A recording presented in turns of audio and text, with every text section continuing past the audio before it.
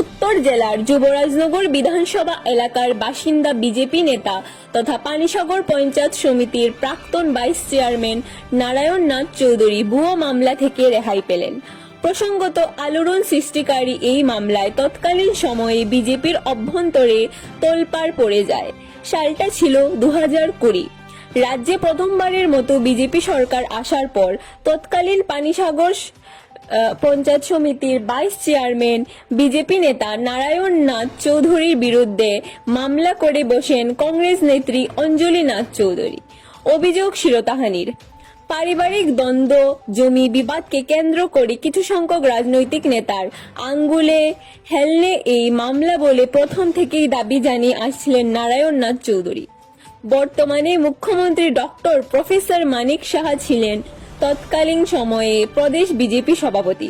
উনার নির্দেশে দলের অভ্যন্তরীণ তদন্তে নারায়ণ নাথ চৌধুরীকে নির্দোষ বলে দলীয় রিপোর্ট আসে।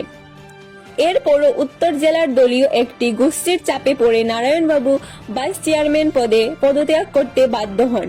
এদিকে মামলা চলতে থাকে জেলা দায়রা আদালতে। দীর্ঘ 4 বছর যাবৎ শুনানির পর আজ উত্তর জেলা দায়রা আদালতের জজ অংশুমান দেববর্মা রায় প্রধানকালে ঘোষণা করেন নারায়ণ নাথ চৌধুরী সম্পূর্ণ নির্দোষ।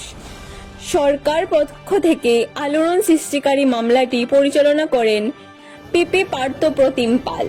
নারায়ণ নাথ চৌধুরীর পক্ষে মামলাটি পরিচালনা করেন সিনিয়র অ্যাডভোকেট সুব্রত সরকার এবং ধর্মনগরের বিশিষ্ট আইনজীবী প্রদীপ কুমার নাথ।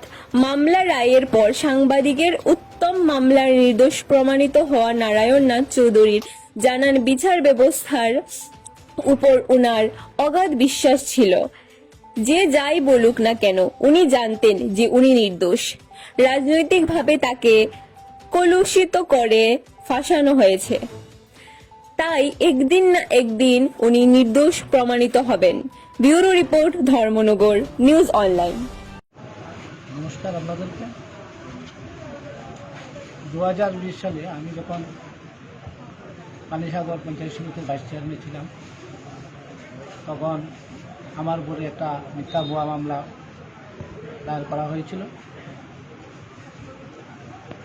আমার ভারতীয় সংবিধানের প্রতি দৃঢ় বিশ্বাস ছিল যে এই মামলা একদিন মিথ্যা প্রমাণিত হবে।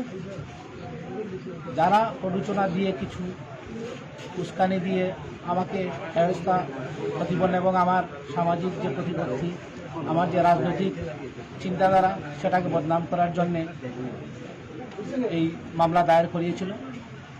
আমি আজ সবচেয়েতে আনন্দিত এই কারণে, আমি খুব চিন্তিত ছিলাম যে একটা জনজোয়ারের মাধ্যমে 2018 জনগণের স্বতঃস্ফূর্ত সমর্থনে বিজেপি সরকার প্রতিষ্ঠিত হয়েছিল, দীর্ঘ বামদলের অবসান ঘটিয়ে। সেখানে হঠাৎ করে যখন আমার উপরে এই মামলা হলো, তখন আমি গভীরভাবে চিন্তিত এবং দুঃখিত ছিলাম এই কারণে যে আমার জন্য দলের যাতে কোনো বদনাম না হয়। আমি খুব বেশি চিন্তিত। তখন রাজ্য সভাপতি ছিলেন মানিক শাহ, আমি ওনাকেও এই বিষয়ে অবগত করেছিলাম। যাই হোক, উনি আমাকে সেদিন আশীর্বাদ করেছিলেন। আজ আমি খুব আনন্দিত যে আমার জন্য দল কলুষিত হয়নি, দলের বদনাম হয়নি। আর কি বলবো? আপনাকে কেন এভাবে ফাঁসানো হয়েছিল মনে করেন?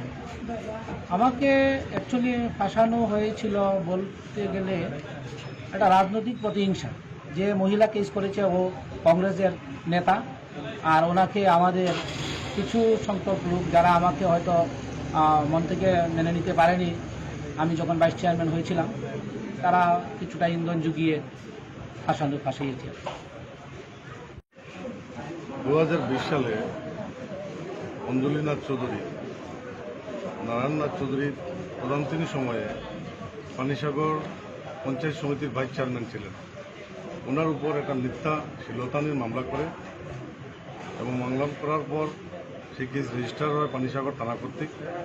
পরবর্তী সময়ে উত্তর জেলা দায়রা আদালতে সেই মামলা আমি পরিচালনা করি নারায়ণনাথ চৌধুরীর পক্ষে, এবং আমাদের সিনিয়র অ্যাডভোকেট আগরতলা থেকে হাইকোর্টের অ্যাডভোকেট সুব্রত সরকার ছিলেন সঙ্গে।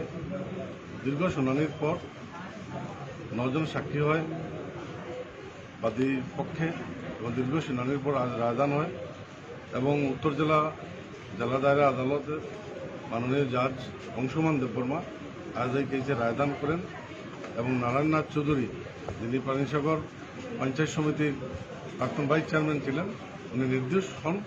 আদালত বলেন যে ওনার বিপক্ষে কোনো ধরনের সাক্ষ্য প্রমাণ আসেনি, তাই উনি বেকসুর খালাস হন, নির্দোষ হন। আপনি কি মনে করেন সম্পূর্ণ কি একটা পরিকল্পনাভাবে ওনাকে ফাঁসানো হয়েছে?